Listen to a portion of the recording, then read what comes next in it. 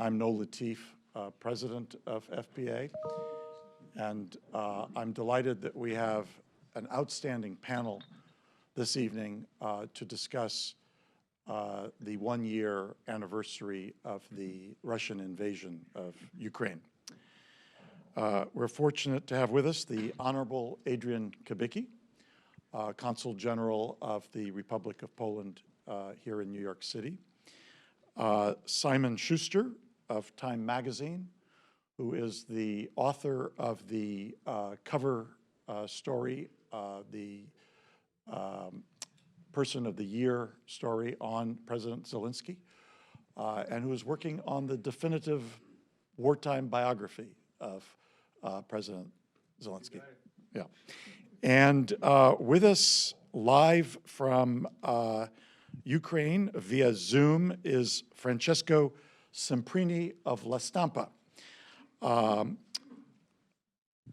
going to ask each of the panelists to make some opening remarks, and perhaps we can start with Francesco to update us on the situation on the ground. Francesco. Yes, hi. Hi, Noel. Thank you very much for inviting me in this very prestigious panel. I wish to give you like a better background situation, but we are under curfew, so I'm in a hotel, so this is something that we cannot make it. First of all, I'm in Kiev, and just an update, a last-minute update. We are under attack of cyber attack. So the situation with the internet and with electrician charge is very weak.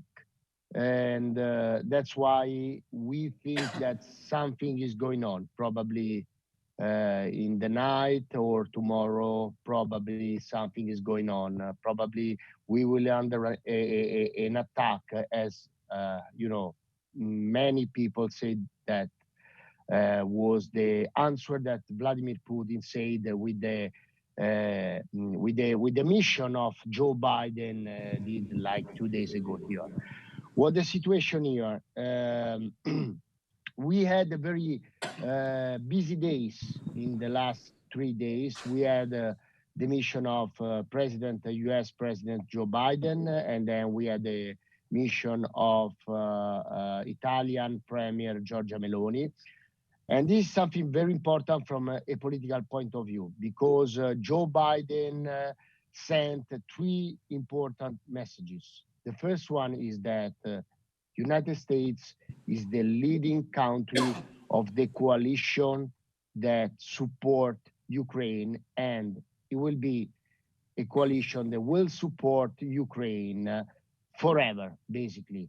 I mean, he said that we will support Ukraine as long as it is necessary to win the war. And this is something very important for President Zelensky. Why? From international point of view, because Zelensky is, made himself like, the president of war. From an internal point of view, because Zelensky said to the Ukrainian people that he is the person that can lead the country to win this war.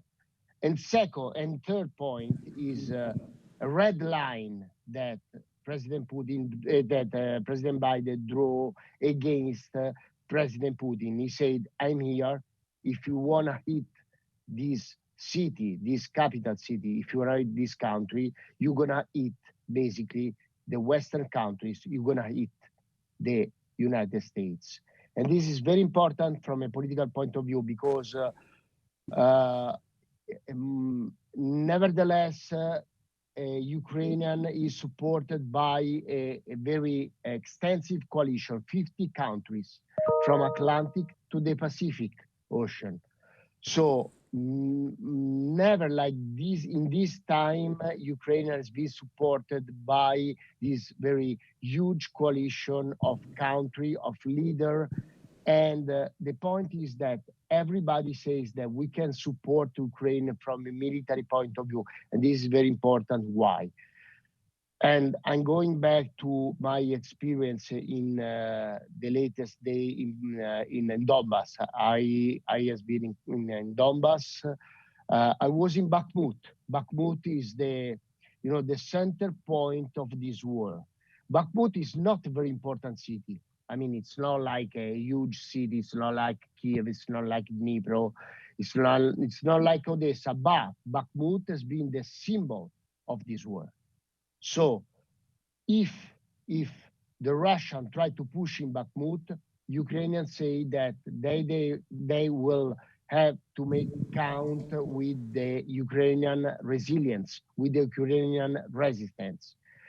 The point is that Bakhmut has been the symbol of this war in this particular moment.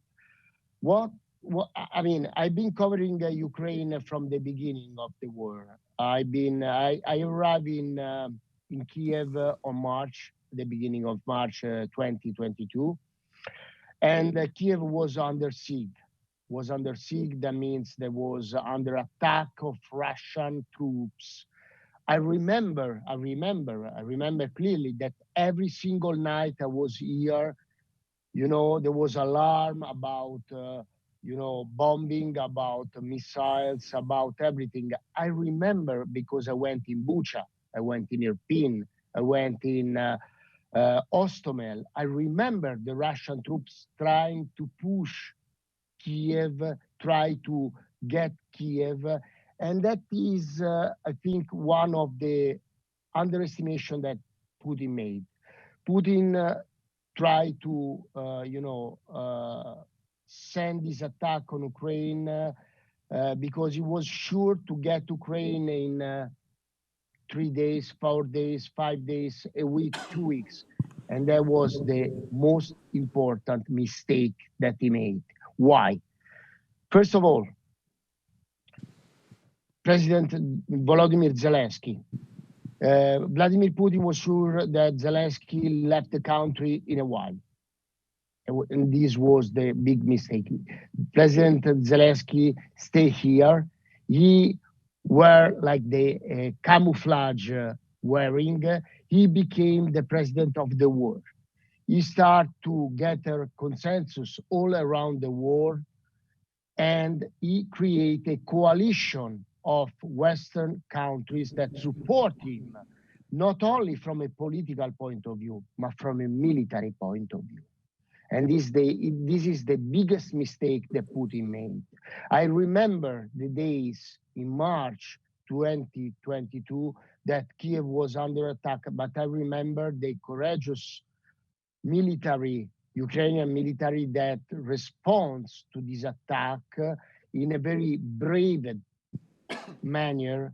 And I mean, this was a very singular situation because everybody was sure that in a way or in another, Russian were coming in Kiev.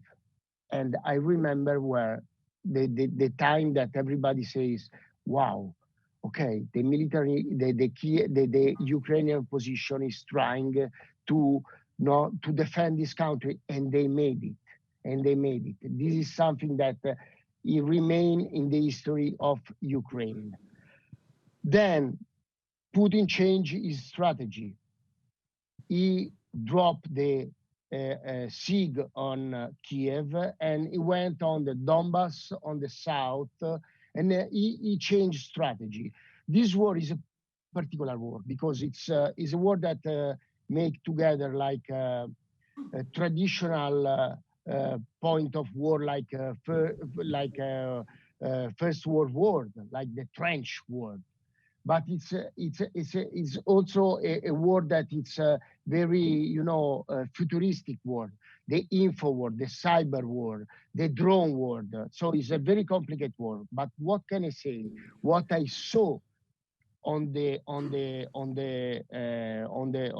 trench, on the first line, on the front line, that Ukraine made an opposition that Putin didn't expect. So what does it mean? This? How can this war last? This is very point. Giorgia Meloni came here like 2 days ago, and everybody asked her, I mean, you talk about supporting Ukraine, giving a weapon to Ukraine, but you didn't talk about peace. And she said something very important. No, we talk about peace, but the point is we have to agree what does it mean peace, because if peace is let Russia win the war, this is not peace. If peace means that Ukraine have to giving land to the Russian, is not peace. What is peace? Peace is something that has to involve, first of all, Ukrainian. This is why it's the message is why that if we want to talk about peace, and especially in Italy, we talk about peace. Everybody says that we cannot support Ukraine forever. We spend a lot of money. We are lowering our strategic weapons because of Ukraine. But the point is peace. What does it mean? Peace means that we cannot allow Russian to make whatever they want. Ukraine is the frontier of Europe. Why this war is very, uh, every Italian, every European feel this war like a war in their home. Why? Because everybody thinks that if Russia get even a meter of land of Ukraine, they can do whatever they want after. This is the worry of Poland. This is the worry of Baltic countries. This is the worry of every single nation in Eastern Europe. And this is something that we have figured out. So this is a war. I don't agree when they say it's a war from Western countries against Russia. No, this is a war about democracy and autocracy. And this is something that we have to figure out to think why we have to support Ukraine. Because it's important that we think that this war is our war. Thank you very much, Francesco. And when you mentioned Poland, I felt that's the segue to our next panelist, the Honorable Adrian Kubicki, who is the Consul General here in New York City. I would note that on the front of the New York Times today, there are two headlines. One reads, Insular Poland opens to wave of newcomers, and refers to the 2 million Ukrainians that have been welcomed to Poland. And the other reads, Biden bolsters NATO alliances on East Flank, and references the meeting in Warsaw. With that, Adrian, maybe you can make some preliminary remarks. Thank you very much. Thank you, Noel, for inviting me over, and to everyone for having us here. I just wanted to start with saying that Foreign Policy Association will always have a special place in our heart, since it has been established in the exact year when Poland regained its independence in 1918, after over 123 years of Russian occupation. This very unique perspective of Poland on what is happening right now in Ukraine is something that we always wanted to bring up, and we were trying. There were many attempts to bring it up.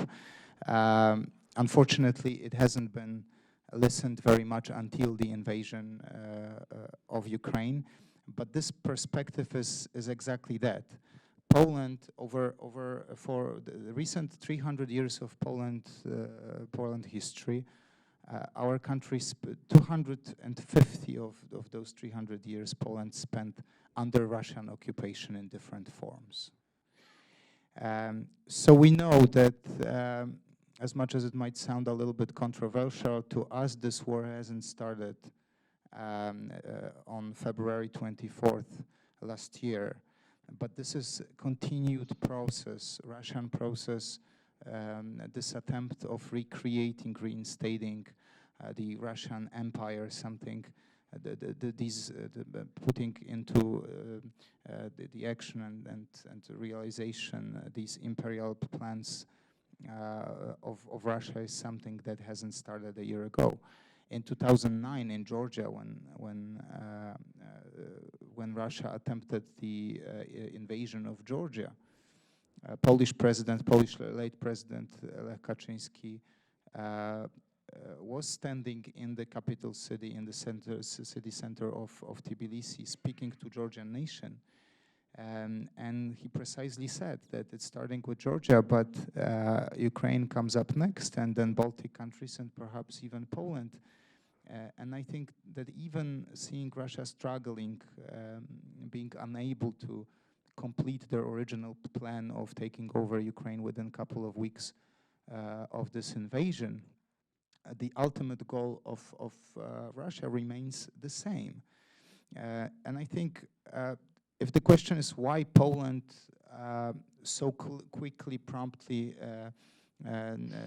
reacted to what happened in February, is that, first of all, this is very unfortunate and tragic, but somehow we expected that even though until the very last moment there were many attempts to convince Putin that this invasion doesn't make any sense for anybody, we somehow felt that this ambition goes beyond any reasons, and eventually it will happen.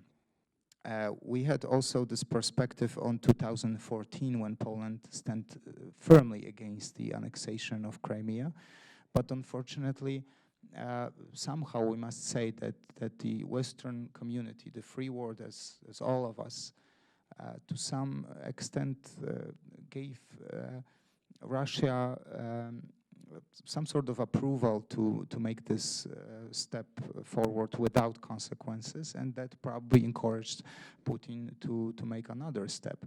By the way, when I mentioned that Poland was wiped off maps of Europe for over 120 years, it didn't happen at once.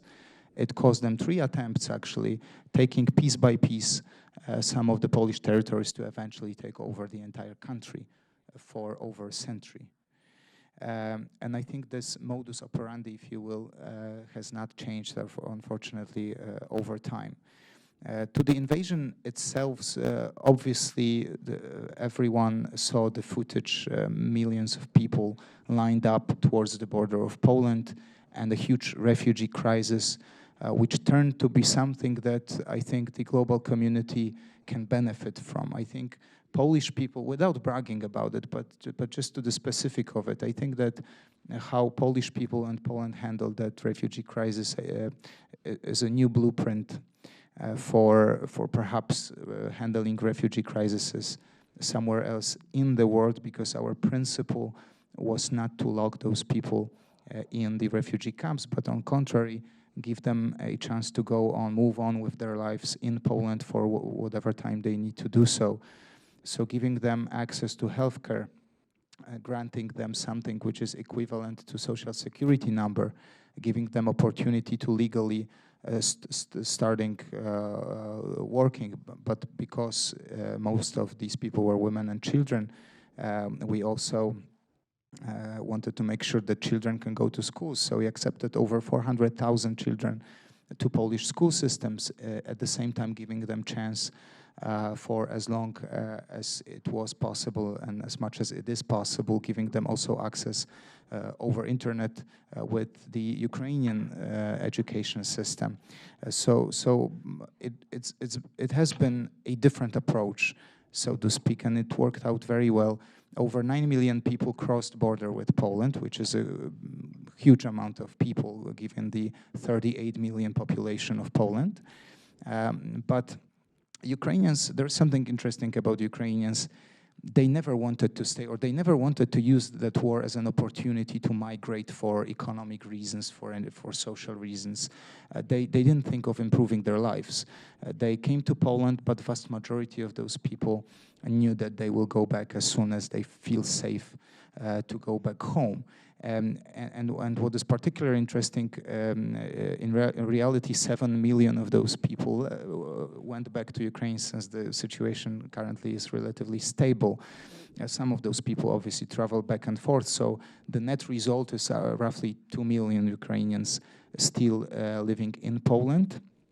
But to that headline that has been made today in New York Times, obviously war has its dynamics, and we must expect that Putin might be willing, hopefully not, but might be willing to give some response. First of all, mark the one-year anniversary of the invasion. Secondly, respond to President Biden's visit to Poland and everything what happened over past week, over this week actually. But we hear different disturbing information. Plans of actually incorporating Belarus into Russia and perhaps use Belarus as a platform to open this new phase of invasion. Hard to confirm. Some discussions of Chinese involvement into this war, and all of that can change the dynamics of the war, and we must expect that maybe new wave of refugees might come to Poland, to other countries. We must be ready to accommodate them. And my final point to these opening remarks, we understand that the war has its dynamics, and as much as we were all moved by civilians being targeted, and this footage was very moving when the war started, somehow it's the support or approval for supporting Ukraine, at least in some circles, fortunately, I'm sure not this one, but there are many circles that we see this approval is softening recently. And to my job and to our job, Polish job here in America and in other countries, with that particular problem is to convince the public opinion that even though we might feel tired of this ongoing conflict and hopeless about this ongoing conflict, this is really the war about our security and our safety. Luckily, we have to really praise Ukrainians for being so brave and courageous, for their willingness to fight this war, but with the strong belief that they need that help, because they don't fight only for themselves, for ourselves as well. The Second World War, ladies and gentlemen, started in Poland when Germany invaded Poland. Poland was guaranteed by some of our allies to be helped, among other things also with military equipment, the weaponry, and some of the actions should have happened. It wasn't the case. Poland was practically erased, brought down to ashes. But this is not my point. The point is that it spilled to other countries and started the global conflict, probably the worst in the history of humanity. Do we want to see that scenario happening again? I don't think so. And so we must really realize that even though it's distant, geographically distant, and it seems local, it definitely is not distant, and it's closer than we might think. Thank you. Thank you very much, Adrian. And now we turn to Simon Shuster, who has spent a lot of time with President Zelensky, who is not only the man of the year, but the man of the hour. That's right. Yeah, I've been. Is this thing working? Yeah, we can hear you. I've been traveling quite a lot back and forth in the past year to Kiev, and I have a kind of peculiar perspective. I decided very early on to focus my reporting on President Zelensky, on Bankova Street, the presidential compound, and basically work there. I have done a couple of trips, one with President Zelensky to the front line, but that's basically been my focus, journalistically speaking. I come from that perspective to foreign policy debates like, where's this war going? What does it mean? How will it end? These are the questions that I usually get when I come back from a trip to Kiev. It's not what did you see, but where is this going? So that's what I wanted to talk to you about a little bit today in my remarks, and very interested in the discussion we'll have afterwards. What I usually hear in the foreign policy debates is sooner or later this war will end at the negotiating table. And if President Zelensky is not keen on participating in the negotiations, he may need to be encouraged or pressured to negotiate at a certain point in the war. This is not the only perspective that I hear, but it's increasingly popular in Europe and certain circles in Washington. And I wanted to sort of push back on some of the assumptions that underlie that position. But first, if we could take a show of hands of people who in this room thinks that the war will end at some point at the negotiating table. Is that basically, yeah, a lot of people? All right. And then how many of you would say of that group that it's possible that the United States, its allies, may need to nudge or encourage President Zelensky at some point to come to the negotiating table? Quite a few. So I wanted to talk about that from the perspective of someone who's sort of, been in the presidential bubble for most of the past year, and what that might look like in the future from President Zelensky's perspective, and how he would take to that.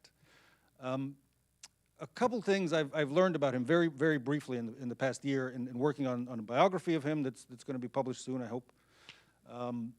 A few things about his personality. One, he's stubborn as hell. He's supremely confident and increasingly confident, especially, well, not especially, but including in matters of strategic military decisions, even though he doesn't have a military background, really.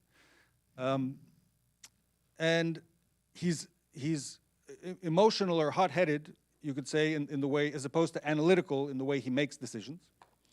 And he hates to be pushed around. Consistently, through his political, and even before that, his life in comedy and in show business, as a businessman, as a movie producer, this pattern is very clear. If you want to make sure that Zelensky doesn't do something, try to pressure him to do it. And there, narrowly in the US-Ukraine relationship, there are plenty of examples where the US tried to pressure him to do something, and he did not do it. We don't have time to go into a lot of them, but I wanted to point to one particularly that happened almost exactly a year ago, the Munich Security Conference, February of 2022, a year ago. President Zelensky took his last trip abroad before the invasion began to Munich, and he met with a whole range of Western leaders. He met with Vice President Kamala Harris, who was leading the US delegation, a bunch of prime ministers and presidents of the European Union. The message that he got, according to President Zelensky and many of the team members who were with him, was, leave Kyiv now. Get out. Form a government in exile. If you don't, you will die. Your family will die. Your government will die. We are not going to help you with an influx of weapons, so get out now. Did he do that? Famously, and I'd say quite bravely, he did not do that. So he did not respond to Western pressure. Now, I mean, now that kind of gets lost a little bit in the way that we talk about President Zelensky and his alliance with the European Union in the course of this invasion. But his decision to stand and fight was made against the advice and against the pressure of his most important allies, including the United States.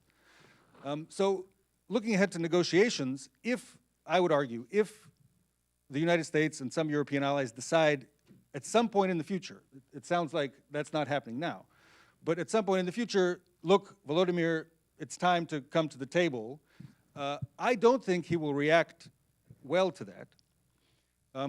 Everything I've gotten to know about him would suggest that he would resist that very much, and I think there are a couple reasons for that, domestic politics, other reasons we can talk about in the discussion. But the obvious counterpoint that I should address right off the bat is, well, the US can just turn off the taps, right? They can just cut off the financial support, cut off the military support, and Zelensky will pretty quickly have to negotiate with the Russians, if that is the decision that the West decides to make at some point later on. I don't think that even that is the case, for a couple of reasons. First, as Adrian has pointed out, Poland, other members of NATO see this war, see the defense of Ukraine and the support for President Zelensky as existential to their own security. So it's not at all clear to me that if the United States, Germany, some other allies decide time to turn off the tap, that will be followed by other allies. So that group of 50 countries you talked about, I'm not sure that they would be aligned if that decision to turn off the tap is made in the United States. And indeed, I am pretty sure President Zelensky would do everything in his power to keep that alliance together, at least partly. Second, what President Zelensky has very consistently and very impressively demonstrated is an ability to communicate with foreign allies, not on the level of traditional diplomatic channels of leader to leader, but to speak directly to the public in allied countries, to speak to members of parliament, to speak to celebrities, movie actors, right, musicians, anyone that he can get in the kind of decision maker circles of an allied country, he tries to get them on his side. Why does he do that? Not only because he likes to communicate so much, but because he's hedging his bets in the event that some leaders in these foreign countries, these allied countries, decide to turn their backs on Ukraine. He will do everything in his power to pressure them within their own societies to not make that decision. So as we look ahead to the possibility of negotiations at some point down the road as an end point to the war, I would just encourage everyone to not underestimate the agency that Ukraine has, the agency that President Zelensky has in shaping events, in shaping how this war ends and how it goes, regardless of what the United States and its allies may think. Thank you. Thank you very much, Simon.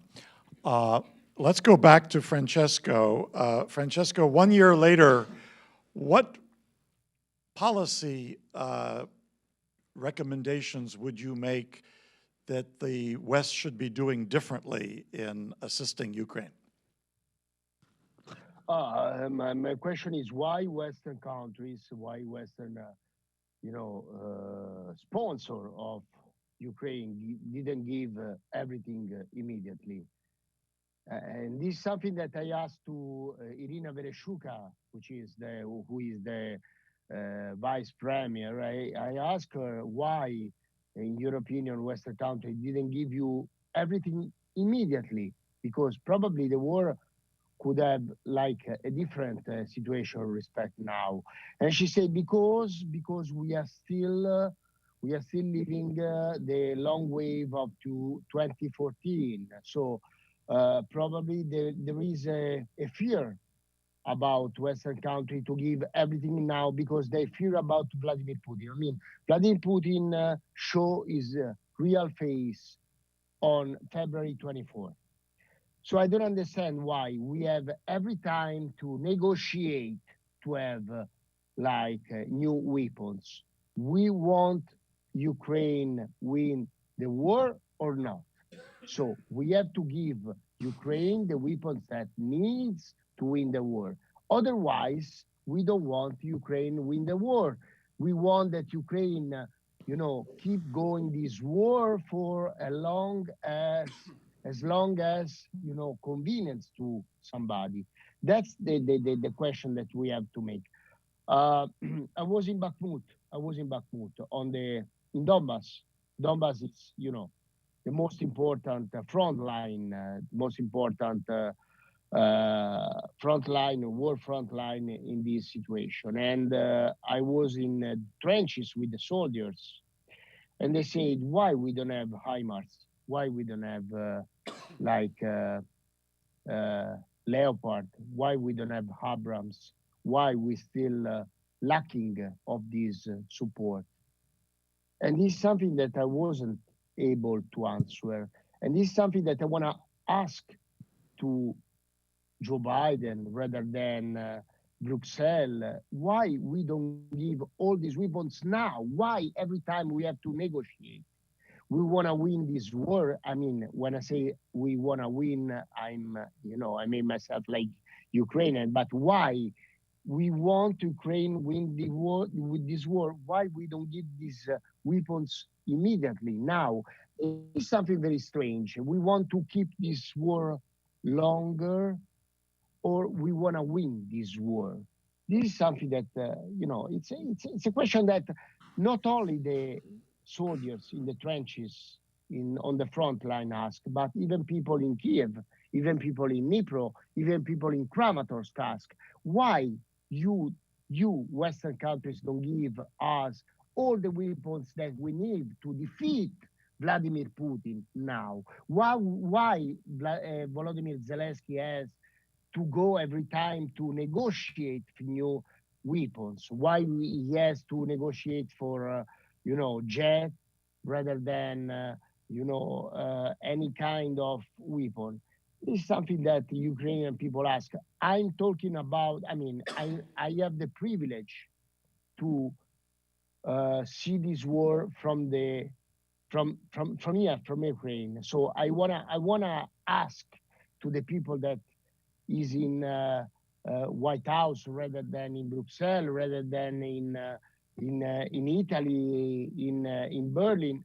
I mean, the question is why we don't give all these weapons that they need to defeat Vladimir Putin now? Why we have to negotiate months by months? This is something that, I mean, the Ukrainian people ask and they are waiting for an answer. Thank you, Francesco. Maybe I could turn to Adrian to see how Poland feels about providing more weapons.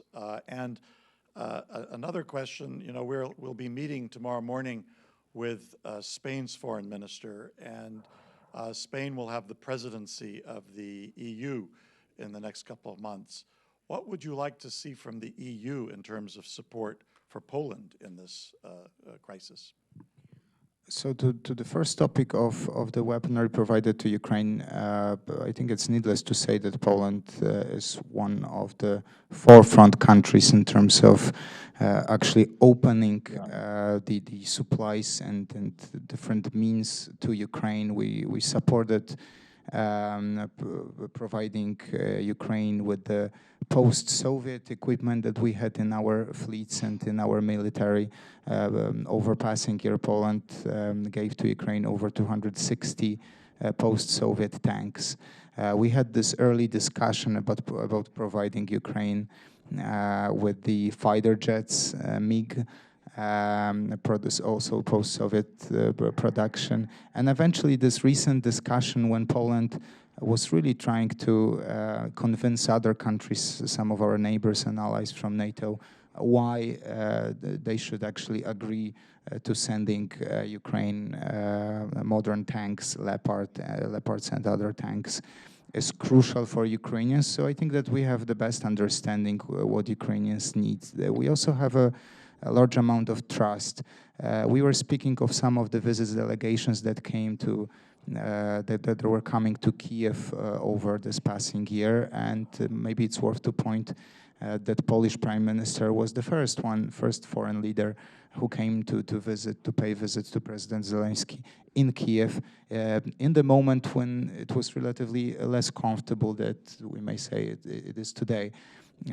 So we have this special and very personal relation, but we also believe from the professional standpoint that Ukraine is very efficient, extremely efficient, and they actually submit requests that are not kind of over taking something that is not necessary or exceeding something really needed. So we can really have the decent amount of trust that if they ask for something, this is something they really need. And so far they prove that they know how to use this equipment and they know how to make a use of all of that equipment.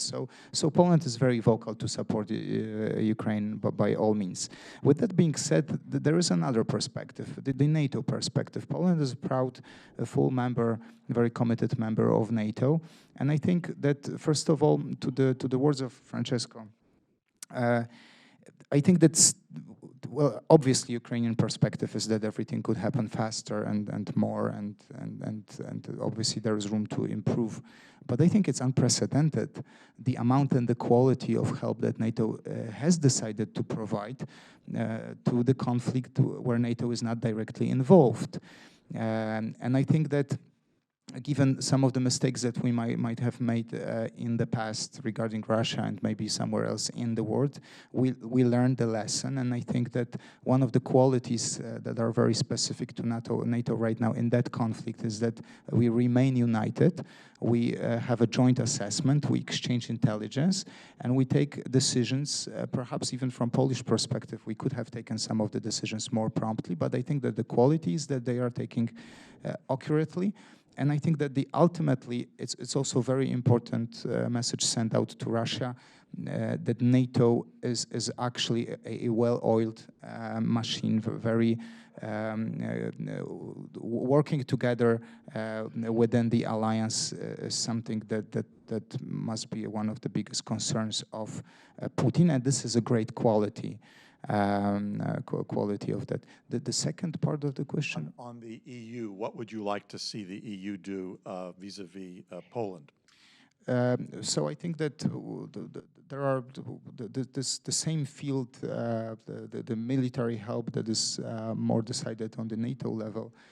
should have the political approval among the EU countries. So I think that somehow that also translates, and this is also a platform where Poland is very active to convince our partners and our allies from EU that this support is needed. But I think the biggest challenge, and something that EU should really work closely, maybe even a little bit closer than it is in the present, is how to help Ukrainian and Ukrainians in that humanitarian aspect. How to maybe work on the flow of that help, efficiency of that help, exchange best practices, how to handle some of the specifics, like for instance thousands of orphans that were either evacuated or just fled Ukraine over passing year. I think this is a big job for European Union, and there is a lot of collaboration going on in that aspect. But we also see that some of the countries might have a little bit different take on different issues, and I think that there is plenty of room to work on the communication and how to work in this field. Simon, could I ask you to look into your crystal ball and predict how and when this tragic war will end? You asked us how we thought Mr. Zelensky would. Ukrainian victory. But when will this happen? What is victory? Right. I don't know. That's a very hard one. I think maybe a narrower way to think about that question is, you know, when is the point when, you know, negotiations might start to look more reasonable? This thing's working, right? You hear me? So right now, I can tell you certainly that President Zelensky is in no mood to negotiate, not even close. Yeah, exactly. Not even close, and I understand why, because they're making substantial, dramatic gains on the battlefield, right? So when you're doing that, you want to push as far as you can before you sit down at any negotiating table, because you want to negotiate from a position of strength. I think, you know, I want to keep my answer brief, but, you know, if Ukraine is able to push to the edge of, say, Crimea, to the point of the point where the peninsula is attached to mainland Ukraine, militarily get there, that is perfectly feasible. You know, according to most of the military experts you'd talk to, with enough Western weapons and support, it's doable, especially now from Kherson. It's 100 kilometers from Kherson to the top of Crimea. You could walk there. If Zelensky gets there, I could see that being a point at which he says, "Okay, we've come this far.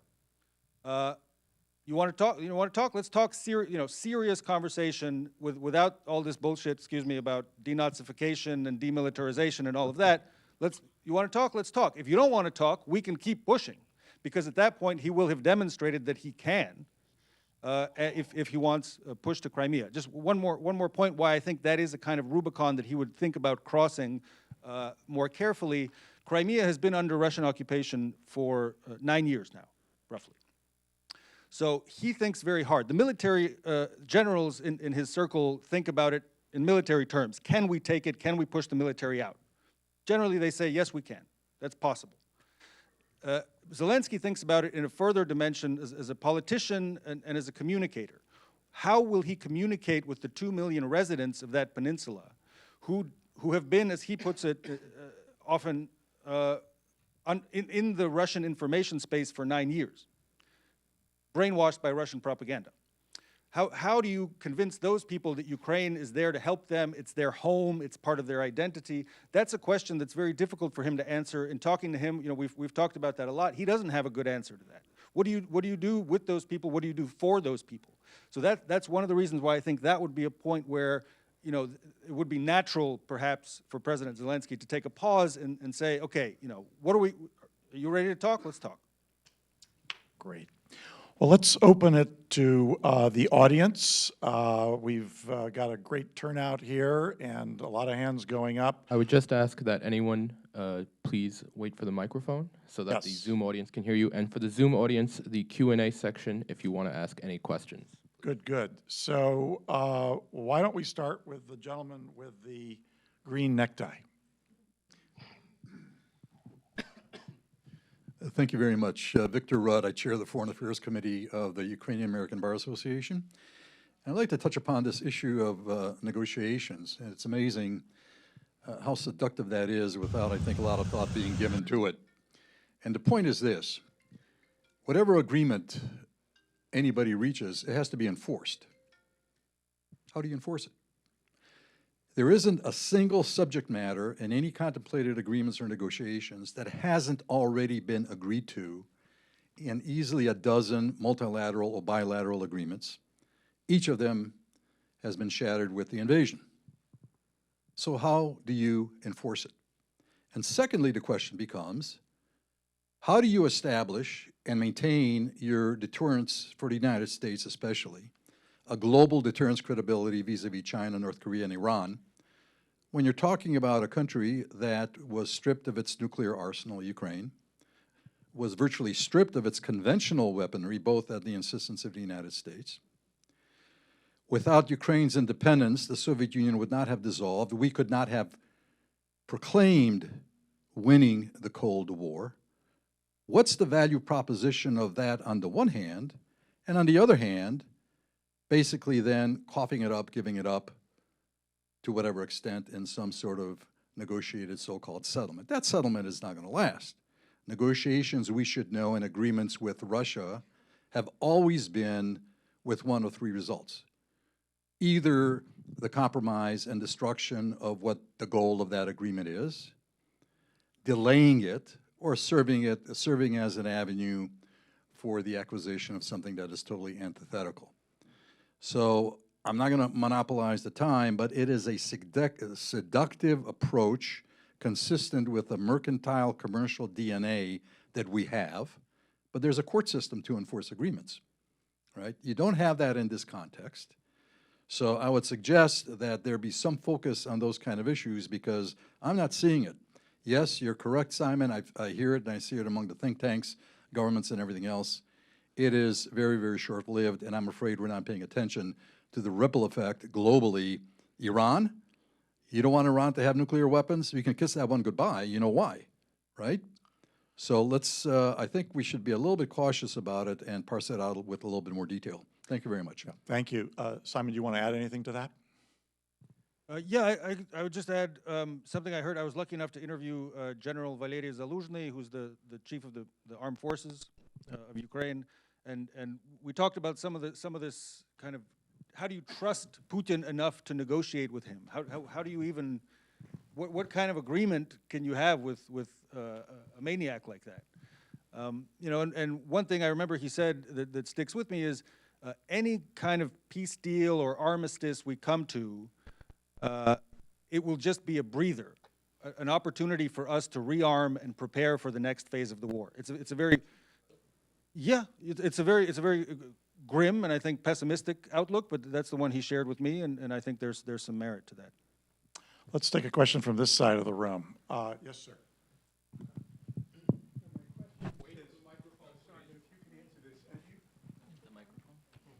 As you described the personality of Zelensky, it doesn't seem to be any different than that of Putin. So how could you ever have peace if both men are hard-headed, will not listen to reason, and both are willing to fight to the bitter end? I definitely don't think that they have much in common. No, I think you know, President Zelensky. I don't know where to begin. Maybe some of the characteristics like stubbornness, hard-headedness, yeah, overconfidence. But I think President Zelensky is not blinded by paranoia, for instance. I don't know where to begin by. He doesn't have an irredentist mission to right. Yeah, he doesn't have an recreate a larger entity. Yeah, he doesn't have an imperialistic outlook on you know, territorial gains or whatever. Yeah. You know, he's coming at this from a position of defending his homeland, which is fundamentally different to the imperialistic you know, war of aggression that Putin has unleashed. So I really don't see anything but a superficial comparison to be made between the two leaders. Let's take a quick, on the very back. Just very quickly, I want to thank Francesco Semprini for providing the footage you see behind the speakers. This is footage from Bakhmut, going through, I believe, from about a week ago. So this is footage provided from him just to give you a perspective of what it's like on the ground. Great. We have a gentleman in the very back. One of the main rationales that was given by the Russians was the encroachment of NATO to their borders, and specifically the possibility that Ukraine might become a member of NATO. And once the war ends, do you think it is likely that Ukraine will become a member of NATO? And if that were the case, what are the long-term implications of that for peace and security in the region?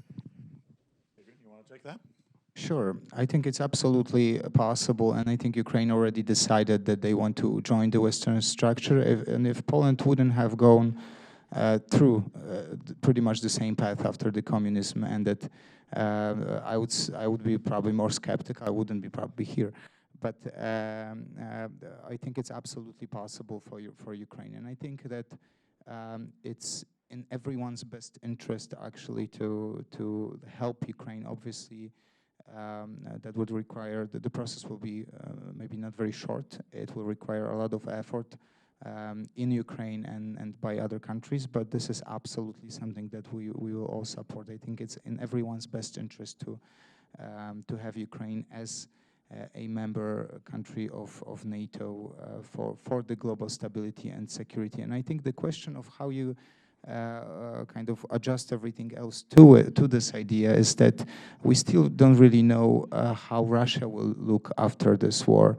If I may, I a little bit disagree with you, Simon, thinking that, I mean, you obviously know President Zelensky much more than I, but I don't think that any negotiations at the doorstep of Crimea would be those that would actually end this conflict. I think that we have many years, unfortunately, I'm quite pessimistic, of shaking this boat, and even if we get closer to any form of agreements, I agree that it will be disturbed, and this is a long process after which I think that we might wake up in a world where Russia will look completely different than we might even expect today. This is not that that there is no going back to the situation pre-invasion. I'm sure about that. Thank you. We'll take a question right from the front row here.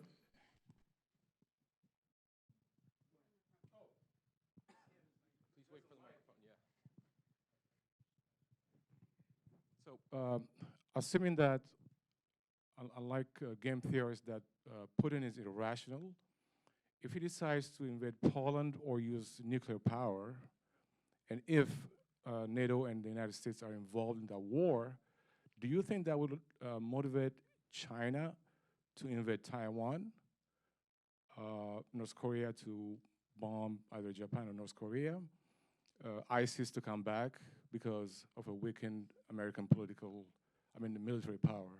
It's just a gloomy scenario, but that's possible. So if you can comment on that. Shall I start? It's a great conversation with easy questions. and actually, the crystal ball would be very handy here. I think that the China plays still undefined role in this entire situation. But I think that as much as we don't know much about their plans, we know that they have completely the different way of thinking, and they think many years ahead, whereas we're still thinking of the conflict that might end anytime soon or within a couple of years. I think that China, on one hand, overall China benefits from this entire situation, but I don't think China will ultimately allow Russia to grow to this imperial form. I think it's not in the benefit of China to have a outrageously strong neighbor as Russia. So I don't really think that they rely very much the strategy of theirs on any potential moves made by Russia. I also don't think that Putin is irrational man. I think that it seems that the moves that he makes might be irrational, but I think that he's still thinking of something bigger than just invading Ukraine, taking over Crimea, taking over Donbas and other regions of Ukraine.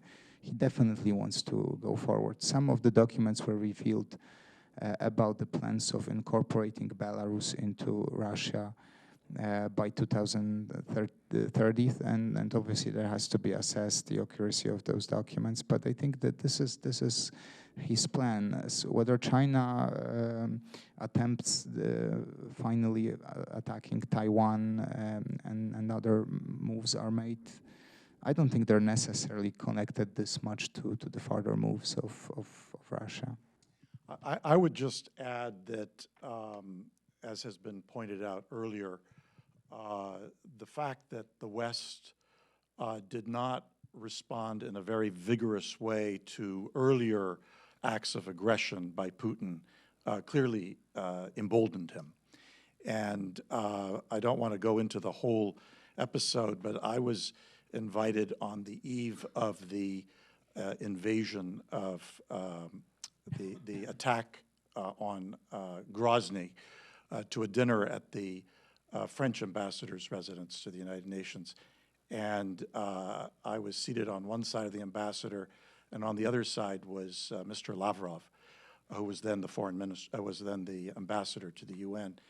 And I had watched some CNN footage of Russian tank officers being interviewed just before the assault on Grozny. And they were very reluctant. They said, you know, the Chechens are former members of the Soviet Union. And the next, you know, they then proceeded to level Grozny, the most destruction of any city since the end of the Second World War.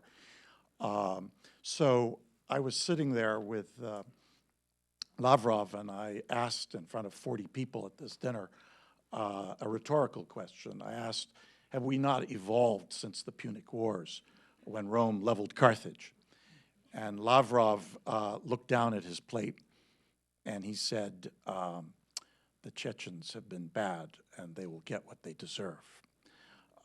So, you know, maybe had the West reacted more vigorously then, he would not, as I say, have been emboldened. So foreign policy actions, you know, they do have long-term consequences or inactions. We have one question from the chat directed towards Francesco.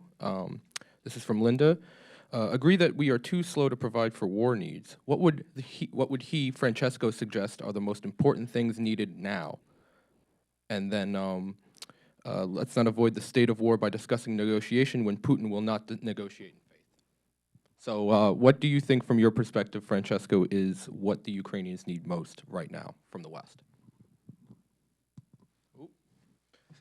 Hold on one second. Try again. Okay. Okay, perfect, sorry. They need weapon, with heavy weapon. They need heavy weapon. If they wanna win in Bakhmut, they need heavy weapon. They need HIMARS, and they don't have HIMARS.